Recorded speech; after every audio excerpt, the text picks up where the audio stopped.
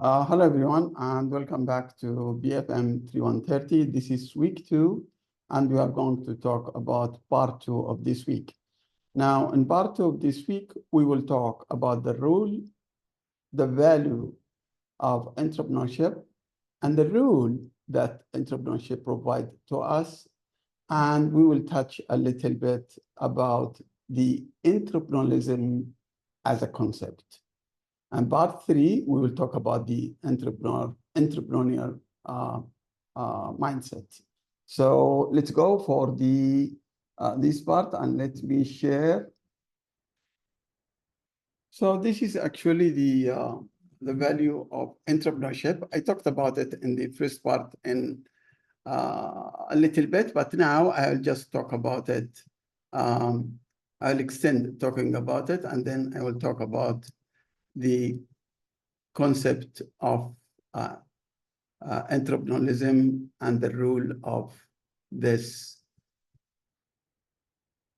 entrepreneurship. Okay, now this is what we are talking about. If we are talking about value, we are actually talking about 3 issues. We need to have profitability, which means it make it a business. It's not innovation anymore, which means now this is actually the first part, and then it has to take consideration of the social impact and the environment. So as you see, it's a 3 bottom line type of outcome. We care about profitability, but also we care about the social impact and the environment, which is actually required from all those businesses or ventures or entrepreneurship. Now, entrepreneurial activity has an impact on all of us in one way or the other. As we explore the role of those, the main roles of entrepreneurship, I want you to reflect and see how actually it has impacted you as an individual. Now, the 4 main rules, entrepreneurship should create a business. And if it creates a business, it should generate an income. And if it generates income, it has to have some positive social change. And of course, it has to develop something in the ecosystem where it works, especially when we talk about this fintech entrepreneurship. Now, if you look at businesses, all of those companies, if you see them, whether we talk, this is a new businesses created by those companies. We didn't know that before. Grab, Lazada, Shopee, if you like, we have it here in Malaysia. They provide new type of businesses. It's not the one we used to have. This is e-commerce, and this is actually involved highly in the payment system and the financial service and other services, which is Grab.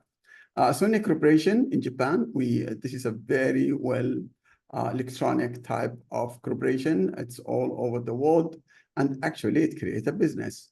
If you talk about India, Oyo Rooms, actually it's a platform that provide tourism services. Actually, as I understand, 50% of the hotel reservations and rooms are in India is through this Oyo Rooms. The best music company in Sweden is Spotify. And everybody knows what Alibaba has done in China. And if you look at all those companies, actually, they created a business. So when we talk about creation of a new business, this new business should be new is a relative term, but generally new businesses offered something that was quite unique in relation to the market. And this is what we are going to do, and you are planning to do when you create your fintech startup. It has to provide some type of business. It will start small, but if it is successful, it will grow. New businesses can offer products or services that are entirely new that improves all existing. They cannot be, sometimes they are not new, but they can improve the existing one or offer them in a new and different way. So it's either the business model, either it's a new business, or either extended business that is operating now. These new businesses can create whole new market and industries, change consumer behavior and preferences, and in some ways shape the future. And this is what we have seen from those full startups that we have seen through the last 10, 20 years. Now, if you are talking about income, if it is a business, it has to create an income. And this income will lead to something called wealth creation. And when you talk about wealth creation, it's actually helpful to it will enrich the founders, which we can say now the shareholders. They can be shareholders or can be founders, partners. If it is not a public company, it will be just partners. People who invest in this startup or entrepreneurship, they should have some return, which is the investors. They will have to hire people, and they will have to hire those staff, and those staff will have sustainable income, which we call them the staff. They will buy from suppliers and bring money to the supplier and bring business to the supplier. So now we have 4 parties. Also, the government is the 5th party, which they will receive tax.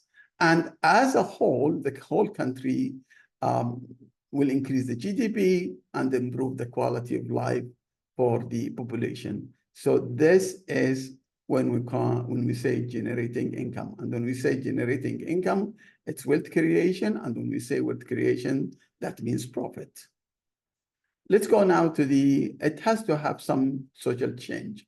And when we say social change, actually we need social change in terms of the environment or the social front. We have the biggest bank, what you call it, as a green bank. They only finance sustainable projects. This is the Green Investment Bank in the UK. Tesla, when it comes, actually was very, very important in the US. They provide those electrical cars, and they limit the consumption of fossil fuel and decrease pollution and do all these things. So there is here actually social and environmental change. BID in China is doing what Tesla is doing. Apple in the US, actually, with their phones, with their apps, what would they have done for us? They decrease, they make most of the work. They provide those, we know when they started even with their computers in the 70s and later on, when they come with Macintosh and then they come with the smartphones, we know what they have done. And maybe I think for the next 300 years, maybe we'll keep remembering Apple. Grab in Asia, they are not only operating in Malaysia, they're operating in 11 countries, I think, including Singapore, Thailand, Indonesia. You can make even now cross-country payments through them, and that makes a social change and make ease of life for the customers. Jojak is in Indonesia. We have Indonesian students, and they understand what they do. It's like the Grab work, and they provide too much services in Indonesia. So let's just summarize. Large enterprises can create positive social change in many ways, but most directly through the way they design and deliver their products and services that must be, as I said, new and helpful to the society and the individuals and the customers. Products and services can be designed for inclusivity. This is very important thing when we talk about financial inclusion, which means they will address people or individuals, SMEs or micro SMEs that are underbanked or have no access to the financial services. that is inclusivity. So it addresses the social inequalities in that sense. It's affordable and can improve sustainability and can be actually repair friendly. Furthermore, enterprises can ensure its operations safe for the environment and socially friendly. Now, that is when we talk about the social change. Now, I come to the last one, which is the ecosystem. Ecosystem is very important, which means I don't think we need to follow a startup. You can help in the ecosystem, but the ecosystem, we are talking about those technology providers. Actually, without them, we can't have all this revolution and technological revolution. When you talk about somebody like example of this strategic partnership, like Microsoft to provide cloud computing, cloud storage, provide solutions. We already know what they have provided for us, the operating systems. For all those computers, without them, we cannot do anything. So when we talk about ecosystem, that means they are very substantial in the whole industry. Amazon Web Services, they provide crazy thing. I advise you, if you want to know more about Amazon Web Services or Microsoft, Amazon is a subsidiary. Amazon Web Services is actually a subsidiary of Amazon. And they are working on all this, even the blockchain. They work in what we call cloud computing and cloud storage. They provide solutions, they provide training, they provide platforms, everything. You can find it through iOS. Google does the same thing. So if you talk about Microsoft, Amazon Web Services, Google, Intel, IBM, Cisco, Apple, and Salesforce, all of those actually provide the same services or different services, but centered during this within this this support for the all startups and all this technology revolution. However, Google also invests in new startups, and if you have successful tech startups, you can find actually tech startups can be Google and Intel actually will be happy to help. They're including this, including those focused in Internet of Things, which is the connectivity between the system, so that will increase their technology portfolio and drive industry progress. Just to tell you something, I remember Maybank in 2015 to 2018, they introduced something called Maybank Sandbox. So they bring all those startups in Malaysia and put them in one box. And they start to, support them, work with them, cooperate with them. And that actually was part of the ecosystem that Maybank provide in that time. Of course, they left it later on, and so we have all those companies now growing. We have innovations, hubs, and incubators. We will talk about incubators when we talk about the progress of the systems. I think in week 4, we will talk about incubators and we will talk about accelerators. So IBM and Cisco actually run programs that provide resources and mentorship. Now, when we talk about incubators, so somebody who does a mentor. So if you are growing, they mentor you and they provide you and foster the growth in both established companies and the new startups. So which means if you are growing, you will have to have somebody to foster that growth. And IBM, Cisco provide also these services in additional to all those services which we talked about, the clouding, the blockchain, and all these supports for the whole industry. Developer supports like Apple and Salesforce. Apple also provide huge range of services. It's not only the smartphones and the apps. They provide all those platforms, marketplaces, and enabling both legacy and new businesses to launch and integrate innovation applications. So this is when we talk about the role of entrepreneurship. Now, for you, you will be able to start up, but when you grow, then and come with new solutions, either you will be cooperating with those, or maybe helping ones that are smaller than you, or maybe if you are working in cybersecurity, they can provide cybersecurity in your area, in your country, or even across country, depends on where you are growing. Now,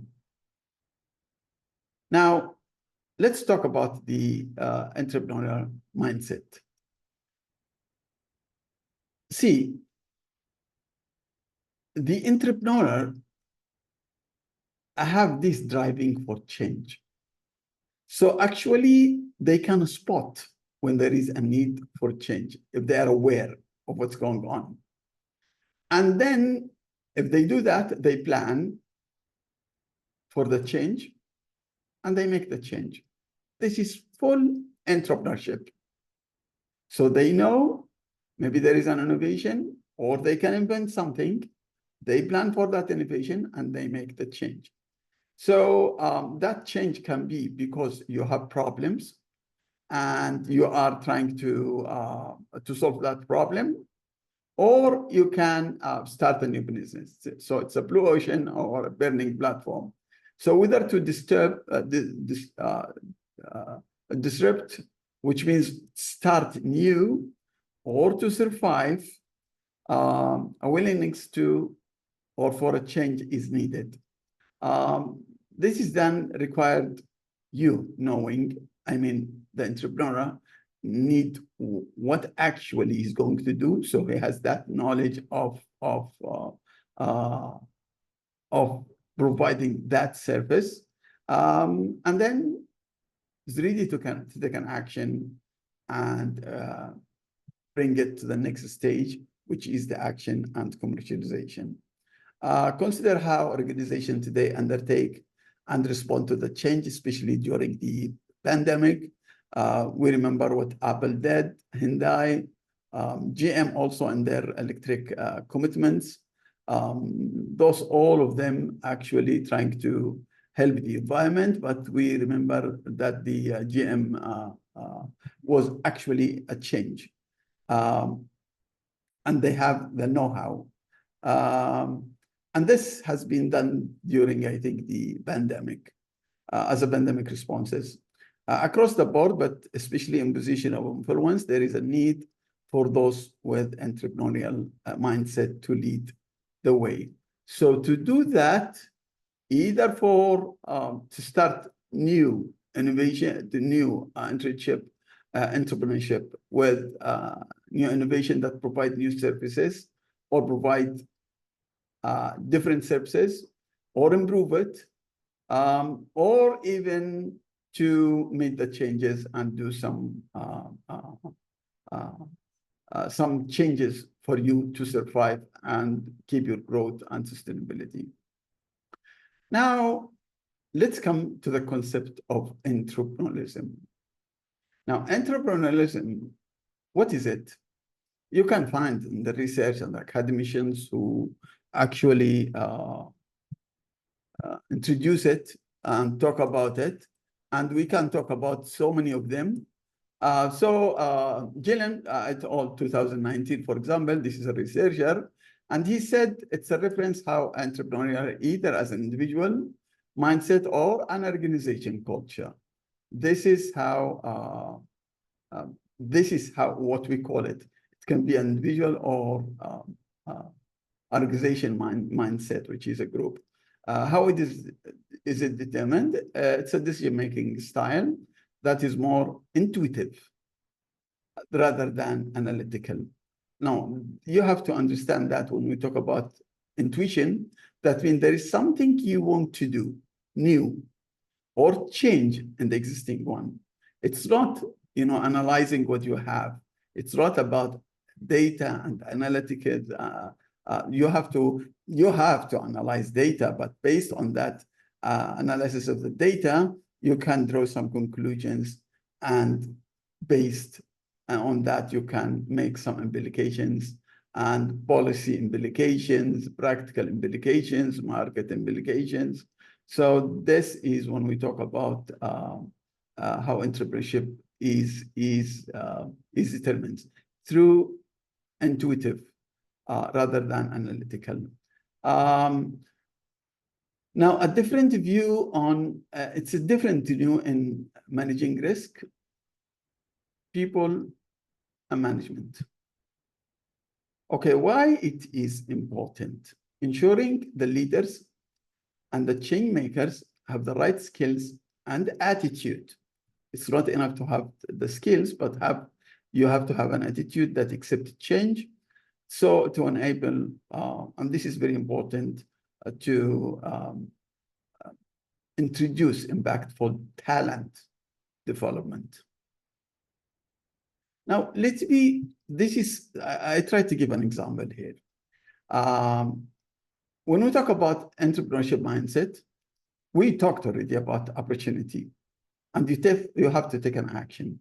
But to take an action, you have all of those considerations. You can call them obstacles.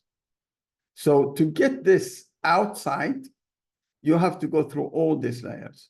So you have internal obstacles, you have organizational challenges, you have ecosystem disruptions, you have global shifts. This is also Jeleni et al. 2019 when he talked about the way of thinking out of opportunities under challenging conditions. So this is the challenging conditions, and this is the opportunity, which is very happy. I think that we are excited all about it. Now, I tried to give this example. Look, you remember when we talked last time about this company? Let me just get this guy. Now, we talked last time, I think even in the class, we talked about CAPE. Now, CAPE is here, as you can see, and this guy is working at the, what we call SFC, which is supply chain financing. Now, I tried to give an example of it. Everybody can still work in it. As I told you, they started only 6 years ago. Now, total transaction is 1 billion ringgit. Now, let me see how their model works. And I want you to reflect on the idea here. So the opportunity is, they know that there is an opportunity. This opportunity is those customers who are either truck drivers, as I told you, fishermen, SMEs, macro SMEs, individuals, shops, whatever, who need financing in consistent basis, and they need what we call liquidity provider, somebody who gives them money that they will pay them back. And they don't have a problem with that. They don't have a problem to pay an interest or whatever. So you have now, in the supply chain, you have 3 people, you have 3 parties, including the startup, which they will have the app here. The app will be here. So you have a customer, assuming it's a truck driver, just truck driver who is going to, for example, he transfer loads from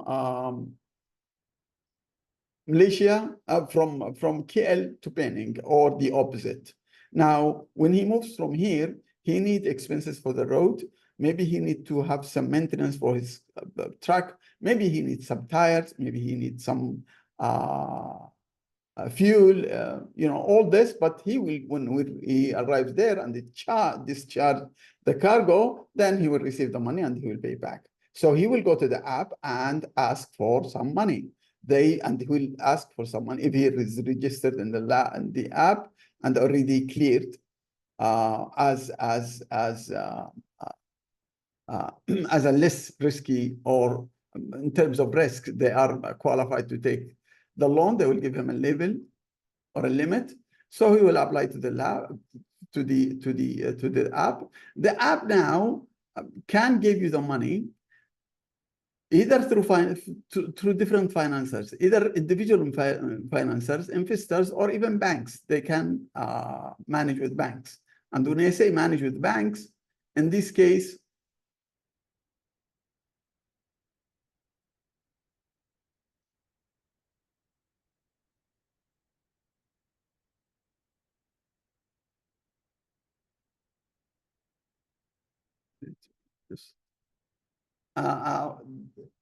they will take the money from the banks, and they have this IoT, which means they can access the bank, and the bank will give them, for example, they can take the money from the bank if the startup does not have capital to do that, if they don't have investors, and give it to the customer. Customer, after he receive the money, he will pay back, and the app will count for how much interest and how much he has to pay. The second thing is maybe the customer does not want money, but he wants some type of machines, some type of, as I said, tires or whatever. They can get it from the supplier, and the supplier, he will ask the startup will connect the supplier will take them, and the startup will make the supplier later when the customer will pay to the startup.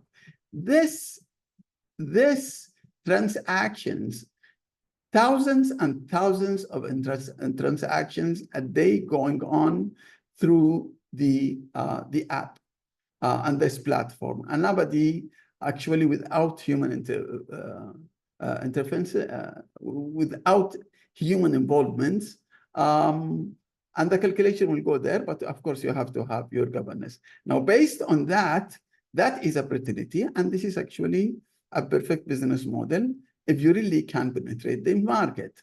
Now, if you penetrate this market, you have to see the challenges if you want to start with it. So this is, if you get the opportunity, you have to see that there is a market need, there is a market segmentation, and there is a value proposition. When we say value proposition, whether your product is actually is preferred by the customers, whether the market, whether the customer will accept it. Now, after you get that, you have to internal obstacles.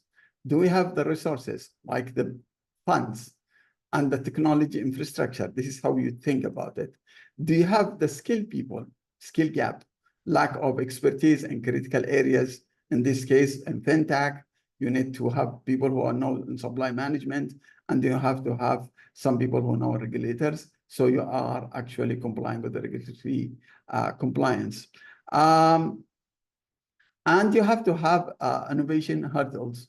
You have to think about it. Is this business continuing and able to grow? This is from, from the start. If you know that this business is going to grow, like this business and the supply chain financing, it will just continue forever, as long as you are in the market and as long as you are providing good value proposition. Now, you have also the operations. Now, the workflows, the financing applications, the risk assessment, the payment, the disbursements, the collection of the money, this has to be always monitored. Otherwise, you will go on this organizational obstacles. If you don't have this, then you will have a problem. Culture resistance. This in Malaysia, I will tell you, there will be some of them. There will have culture resistance. If you give them the money and you tell them there is an interest of 10% or 50%, and you have to pay it in 10 days or 20 days or 30 days, or whatever, then in this case, Muslim, if there is people who are actually complying with Sharia or Islamic law, they will say this is prohibited according to the religion, and it's riba, so your business is gone. Now you have to have, like what CAPE did. CAPE provide what we call Islamic fintech. Islamic fintech means, yeah, okay, that's fine. I'll keep giving you the financing, but I will not count the interest. I will change this interest. There is Islamic contracts. I taught this class, I taught Islamic finance for 5 years, whatever. This contract can be changing the profit, the interest can be changed to a profit. And then you solve it, and then you take all these segments to your market. Remember, the owner of this company is actually not even a Muslim, but he can play with them and he can work with them very, very well. And then you have governments and compliance. You have to take care of the financial technology, governance structure. You have to also take care of the growth, which is scalability, designing system and the process that can scale when you are growing up. It's not like you, after 500, whatever, 10,000 customers, you stop. Your system cannot take more. No, you have to have technology support that can allow you to grow, and also financiers and also suppliers. You can have technology integration, as I told you, because you have to integrate with too many systems. You can have such a blockchain, AI, and IoT. IoT, I like it, which is the Internet of Things. Now, you have to have customer acquisition and retention. This is a marketing issue. You have to keep your customers always happy, provide them a good service. Business model is good, which means the fees that you are charging or the subscription you are charging is reasonable and competitive. That's also some other consideration you have to take care. Then you have the ecosystem disruptions, which means it's dynamics, because the market change, the condition of the market change, and you will have always new competitors coming to the market. Now you can start a new startup like this and start to compete. Cafe is not the only one, but they are the largest one. But that doesn't mean they will stay forever. If you can provide something better or cheaper or get more, they can get some of this segment. Then you have also the partnership, collaboration. You have to have friend banks. Friend banks means the banks have to support you. And of course, banks, when they see your business, they see your transactions, they see, you build a good history with them, they will like you. The banks and the suppliers, they will be very happy to extend credit to you because they are making money. And then regulatory changes, and this is a crazy thing. Regulation keep changing. So you have to be agile and you have to be able to deal with this ecosystem disruptions and update your systems, contracts, and relation with customers according to these changes. And you have also to be aware of the global shifts. Now, there is always economic uncertainty. Economic uncertainty can change the SMEs, operations, and financing needs. You may want to increase like cross-border transaction. I remember Do It Now, for example, Do It Now, which is, if you have heard it, DUIT now. This is Do It Now is actually a payment system and belongs to Maybank. But now Do It Now is actually crossing to 11 countries in this area. There is some new company coming from India, and they want to do the same. They want to increase cross payment around all those countries. Now, cross payments, if you remember, if you want to use it out of the banks, they used to use cryptocurrencies like Bitcoin. Now, if you can actually have some type of arrangements, you can extend your business. And then you have to be aware of technology advancement. Now, we have the current technology, which is IoT, AI, blockchain, and all those things. But who knows what's going to happen soon? So that's you have to be aware of. And therefore, you have to always be, you have to have education and awareness. You have to tailor your solutions. You have to provide user-friendly platforms. You have to engage with financiers. You have to have risk mitigation techniques. I'm talking about when you are growing. You have to have collaborative models. where banks and customers and all of those engage with each other. For example, the supplier, the customers, and the banks, they can also provide, you can connect them with each other. And you have also to get the trust of the customer. And you only can get the trust of the customer if you are transparent and you show them when you charge them and you are helping them when there is a problem. I think I will stop here for part 2. I don't want to expend the time, and I will see you in part 3. Bye-bye for now, and see you in part 3. Bye.